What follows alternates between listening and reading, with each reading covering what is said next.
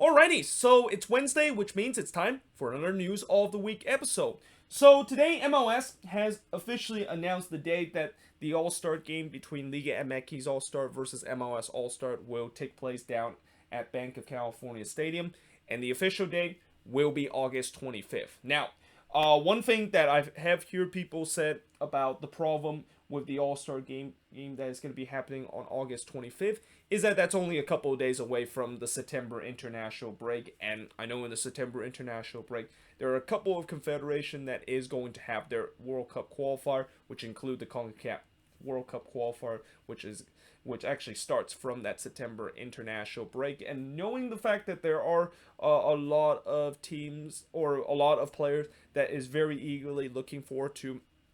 join their national team for the World Cup qualifier, a lot of them might think about skipping this All-Star game at Bank of California Stadium, especially this actually taking place in the middle of the week. Maybe a lot of them wouldn't want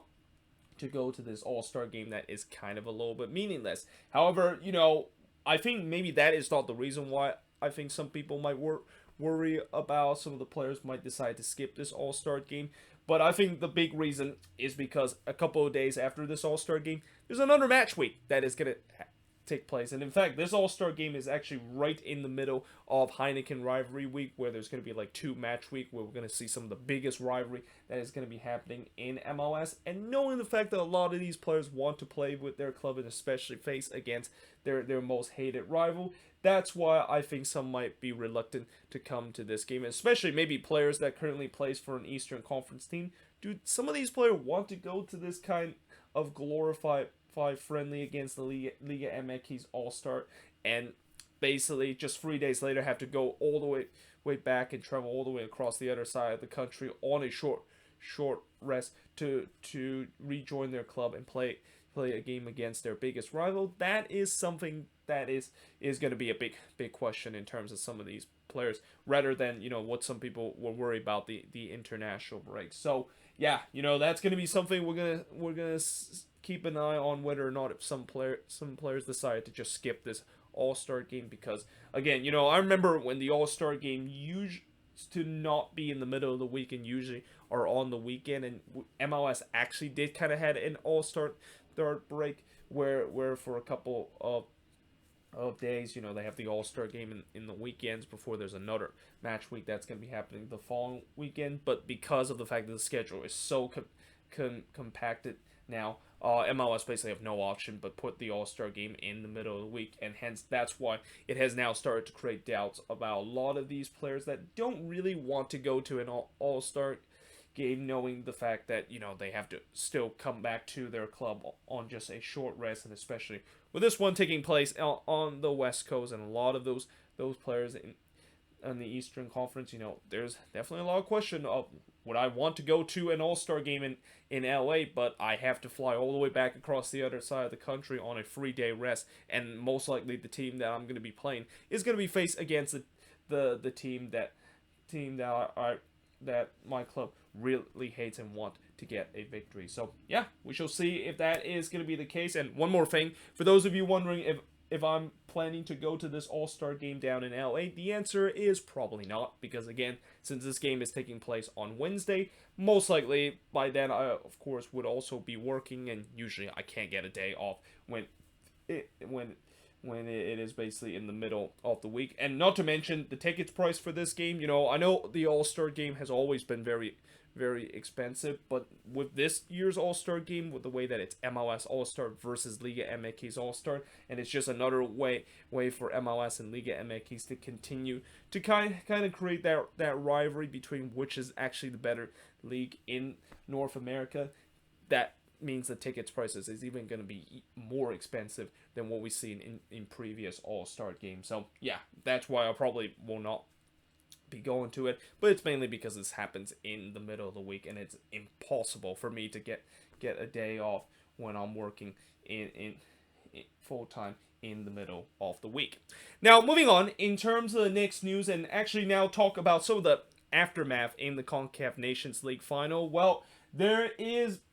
5 fans that have actually been arrested, including one that threw a projectile toward Gio Reyna during that CONCACAF Nations League final game. So, if you actually didn't watch that game, that was not only one of the craziest games that I've ever watched, and I even say that was probably the craziest game I have ever watched in my life. But one of the things that makes that game so crazy was because it was just so intense, and there seems to be a lot of emotion, not only with the players but also with fans in the stands. And this is where you started to see fans kind of cross that line and kind of started to break some of the protocol, where you're just not allowed to throw stuff onto the field. And we saw tons of trash that was thrown in the stands during this game. And one of the key thing about that is that during when the U.S. did score what turns out to be the winning goal of the Nations League final, courtesy of Pulisic scoring a penalty, during the celebration, Gio Reyna actually was hit by a projectile, and pretty much the U.S. players, when they were celebrating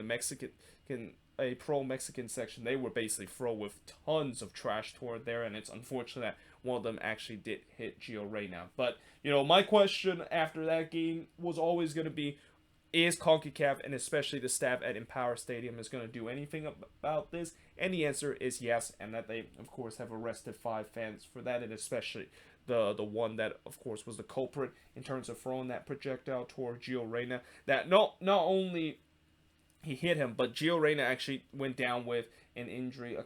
for a couple of minutes, and you just hate to see when that happen. Not just because of a player gets injured, but especially if a player gets injured because of just a selfless fan decided to throw things in from the stands. And again, I get it was an emotional match, and I get the emotion definitely not only got to the players but also to the fans. But at the end of the day, it is completely unacceptable to throw trash and throw beer cans into the stands. And I have a feeling that whoever that fan is, he's probably going to get not only some criminal charges for doing that, but he's probably going to get a lifetime ban from Empower Stadium. And that we've seen this before, where when fans, of course, are charged for this, they're probably not going to be welcome back to the stadium that they, of course, commit that crime anytime soon. So it's great the fact that eventually Empower Stadium decided to do so and decided to punish some fans that was the culprit in terms of throwing those projectiles that hit a couple of the players. But at the end of the day, let's just hope this is something that we won't see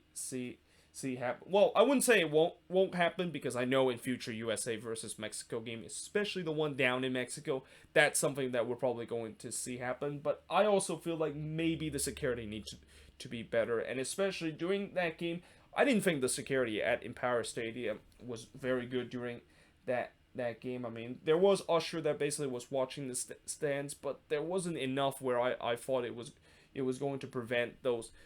beer can that was chucking down from the field and potentially hitting their players. So I feel like for future U.S. versus Mexico game, they have to get more security to try to prevent fans from throwing those trash into the stands, because again, you just never like to see that happen. And especially of how that could be a very dangerous thing, where what if it actually hit a player? And unfortunately during that game, we did saw that a couple of those projectiles that hit a player, and that can really be a very serious blow to some of these players that was hit by projectile. But another thing that I also want to talk about in terms of the aftermath of that crazy Nations League final game is Mark McKenzie, who after that win in the Nations League final, he actually received a couple of racial abuse online. Now, I've talked about this with how players, of course, receive racial abuse online, and I talk about how it's absolutely unacceptable. And in this case, again, it's absolutely unacceptable. To see that once again we have players that are continue to have to deal with this issue of being racially abused, not only on the pitch but also off the pitch, and especially through social media. And obviously U.S. Soccer did release a statement talking about this, and they fully support Mark McKenzie, and they basically had zero tolerance in terms of people that basically use this racially abuse toward one of their player. And as much as I know some people think, well, this just feels like it's one of those run-of-the-mill statement where you hear a lot of corporations said, and that it doesn't really kind of end racism. Well, as much as I hate to say this, there really isn't a complete solution in terms of solving this issue, and that in some way I feel like what U.S. Soccer and also what Greg Berhalter did later, where he also support Mark McKenzie fully of the fact that he was absolutely upset with all these racial abuse that was toward one of his players. But at the end of the day, I feel like that's kind of really the best where U.S. Soccer can really do, because at the end of the day, it is almost impossible to try to stop these kind of racial abuse that we've been seeing time and time again. Because one of the tough thing about stopping this is that a lot of these racial abuse kind of thing toward players are from anonymous account, and I know Twitter and also other social media uh, uh, platform have been trying to eliminate these kind of anonymous account and make sure that of course doesn't happen. But at the end of the day, they can only do so much. But you're still going to have these kind of anonymous account and these troll that basically they said something that is completely offensive and at times could be very racially abused. And yeah, it's just something that I hate to say that it's something that it's kind of hard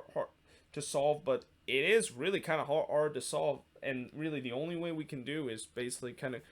provide these statement, and really can just basically use this as a way to kind of fully support the players. Because at the end of the day, I think it's best to do that than not actually say anything. Like, can you imagine if U.S. Soccer and Greg Berhalter did not actually fully support Mark McKenzie doing that? Like, that is even more wrong with the way that if they don't actually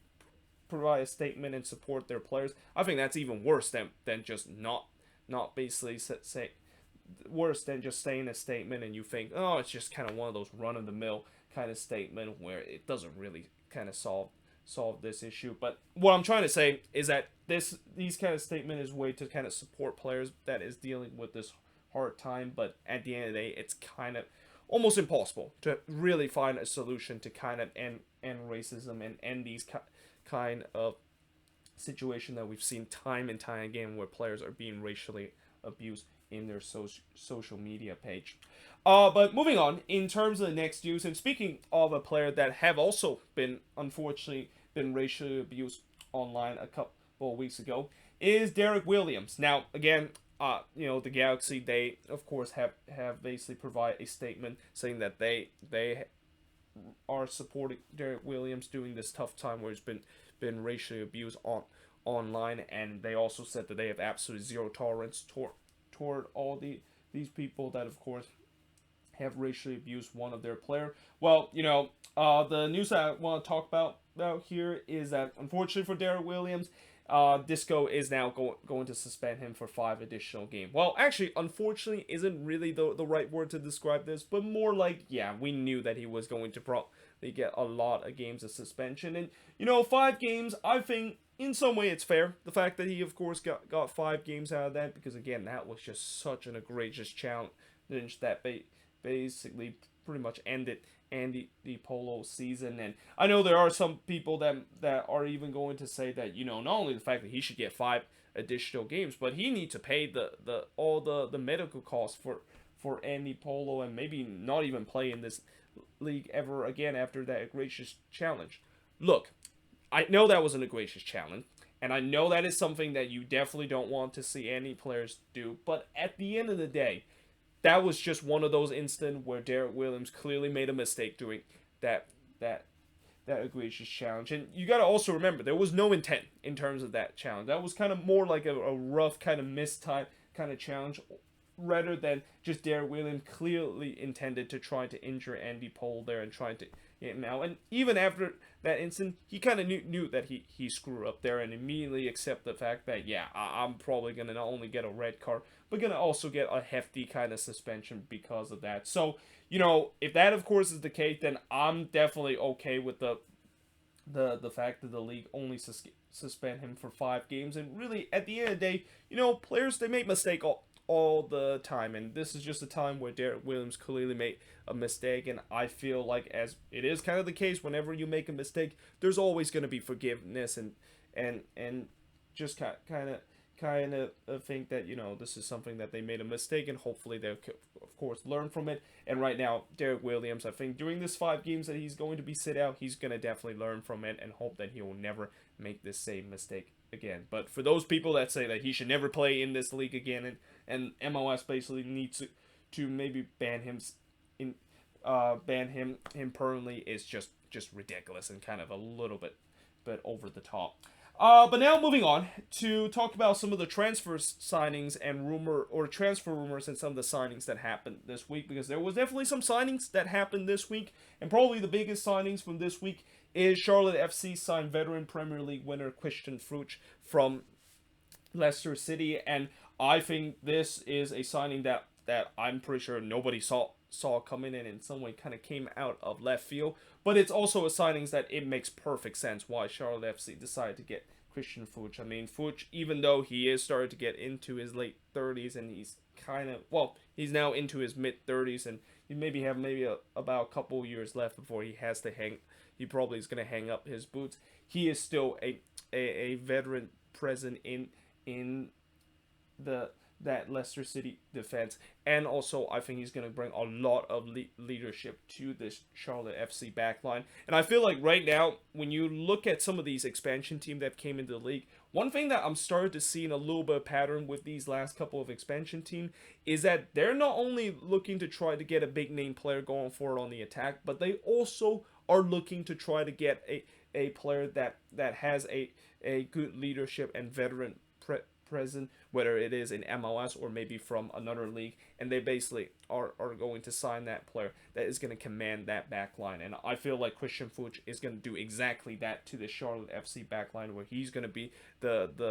he most likely is going to be the captain of this team and going to be that leader that really organized that back line for Charlotte FC. And at the end of the day, that is just as a good signing as getting a big time DP player going forward, because especially with the way that the league, especially from this season where goal scoring has been down, and it seems like defense have started to go a lot better than what we've seen a couple of years ago. You really need to have a player that is basically your heart and soul in your defense, and can really be a leader and can really organize a back line. And it's no wonder when Nashville SC decided to get Walker Zimmerman, and also with Austin FC getting Matt Beazer and even getting Alex Ring, it's no wonder why you've seen both of those expansion teams have done so much better in terms of the defense, because they have a guy that can be that leader and can be that organizer to really stabilize and really can provide a lockdown defense toward your team, unlike how you've seen the other expansion team like FC Cincinnati and Inter Miami, where when they did not actually decide to get one of those players, look how bad their defense was in their first year. And really, as of now too, both of those teams are having issue in their defense, because they just don't have that veteran present and don't have that leader at that back line that can really organize the back line and can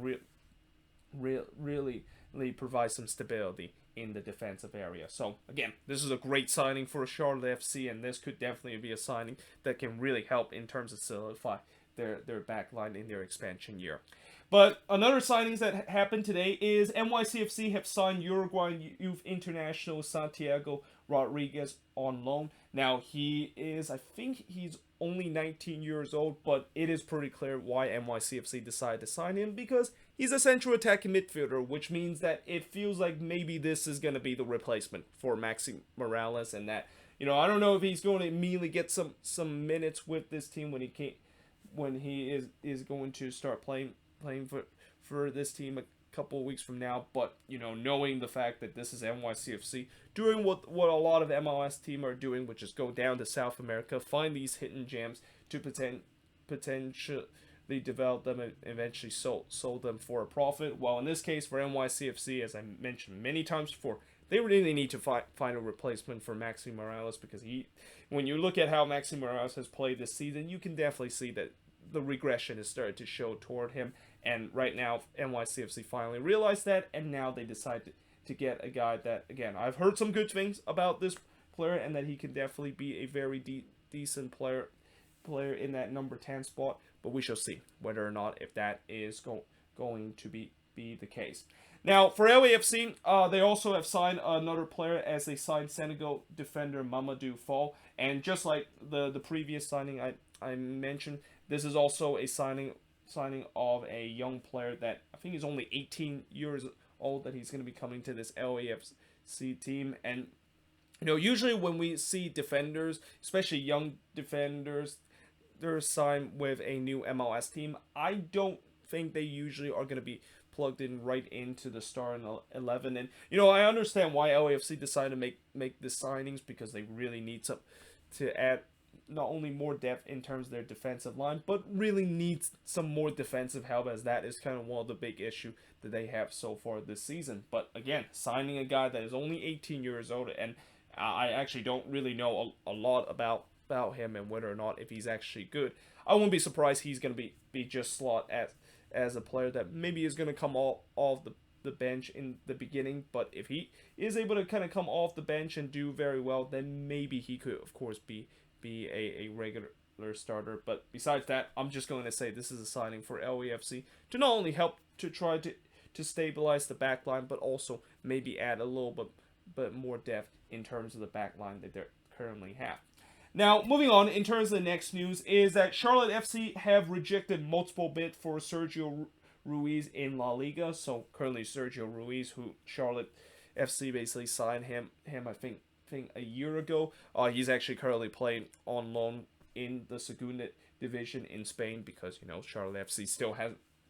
hasn't started their expansion year, so he's just getting some time to play in the Segunda division before he's going to come to Charlotte FC. Although, as I mentioned, there's a couple of La Liga clubs that are looking to try to snatch him away, and that maybe we probably will not see Sergio Ruiz be in the roster by the time Charlotte FC does come into the league next season. But it seems like this is just a case where Charlotte FC is not going to have that happening. Like, we bought that player mainly because we know that he is going to be one of our key contributor for our expansion team in the beginning of the season, and we don't care if there's other teams that is trying to basically take the player away from us. We're basically keeping him. And again, I will be very surprised if Sergio Ruiz eventually is going to sell off to somewhere. And this might be maybe the first time I've ever seen an expansion team basically sign a player a couple of years before their first season, and then they basically sold them off before they even have a chance to, of course, play for the team during when their expansion year does begin. Now, Sporting KC have received multiple bids from Serie A for Gianluca Cabusio, and Sporting KC actually is not the only team that have been received a couple of bids from Europe to get one of their more talented players, as the New England Revolution was another team that had received multiple bids from Europe for one of their talented players, and that talented player is Tajon Buchanan. Now, if you would have asked me who do I think most likely is going to go to Europe and make that jump to Europe next between both of these players, I'm going to say Gianluca Busio, because I think Busio, when you look at how he's played this season, he has not only continued to improve his development and continue to fulfill what could be a very promising player potentially for the U.S. men's national team, but he maybe is getting to that point where he's ready to make the jump to Europe. And we have already heard that there's a lot of Serie A club for the past couple of seasons that have already kept a close eye on Gianluca Busio, and they are going to start to basically ask Sporting KC to, of course, sign him for a big sum of money. So it's really a matter of time where if the offer is right for, I think Sporting KC is not going to hesitate in selling Gianluca Busio. Although I will say this, most likely it's not going to be during the summer transfer window, because Busio, knowing the fact that he's one of their more important player on this attacking end for SKC, I don't think SKC is going to think about selling one of their best attacking piece in the summer transfer window. Although I will say this, in the summer transfer window, you usually get more of the bigger offer than when you do get in the winter transfer window. But again, Gianluca Busio is just too important to this SKC team, and even though they know that eventually they are going to move on from him and sell him to Europe, this is not the time to do so. Now, for Tajon Buchanan this season, he's also continued to show some of his promise, and especially with the Canadian national team, I've also seen that he has done very well with that, and it's no surprise that there's multiple clubs in Europe that is come calling for him. But I also feel like Tajon Buchanan is maybe about a year or two away from actually reaching that stage where he's going to be ready to make the jump to Europe. And again, just like what I said about Sporting KC, where they're not going to let go of Cabusio as of now because he's very important to the attack. That's the same case with the refs. They're not going to let go of Tajon Buchanan because he's also one of their more important attacking piece player that they have on their team. But now moving on, in terms of the next news, is that Kevin Molino could make his Columbus Crew debut after the international break. So Molino, of course, he's been dealing with a hamstring injury, but it seems like he is going to be ready to come back, and that he is going to be ready to make his Crew debut. And this definitely is good news for the Columbus Crew, knowing that they definitely need some more attacking power going for this season. And since this year they really have struggled in terms of going forward on the attack and especially score goals, and really they don't really have a lot of good attacking option besides Lucas Arian continue to score those banger kind of free kick. They hope that Kevin Molino, who's now coming back from that hamstring injury, is going to be a player that can provide some spark in this attack for the Columbus Crew. Now, speaking of the Crew, they have also leaked their new stadium name, as they're going to announce that they're going to have a new stadium name that is currently Columbus Crew New Stadium. But the new stadium name and the sponsor for that stadium name is going to be lower.com. At least that's the leak of that. Now, I don't know what lower.com is, and I actually haven't even searched what lower.com is, but I can understand why a lot of Crew fans are kind of frustrated that is the name of their stadium, because really, lower.com, that sounds like a very bland and kind of boring kind of name for a stadium. And I always am one of those people that I do kind of care in some way what a stadium name is. Like, I know there are some MLS stadium that has a very cool name. Like probably one of the coolest one I would say is Rio Tinto Stadium. I love how RSL basically always call themselves the Riot. But there's also some boring kind of stadium names around